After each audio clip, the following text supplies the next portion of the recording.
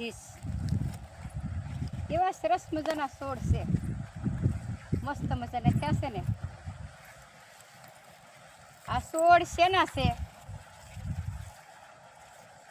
કમેન્ટમાં જરૂર જણાવજો કે આને શું કહેવાય એમ. તમારે શું કહેતા હોય, અમારે શું કહેતા હોય. વિડીયો સારો લાગે તો લાઈક કરજો, શેર કરજો અને આ કોમેન્ટમાં જરૂર જણાવજો.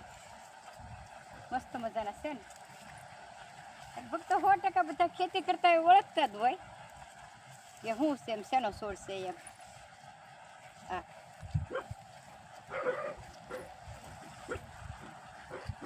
જેવા તેવા કર્યા તો સરસ મજાના થયા, મસ્ત મજાના.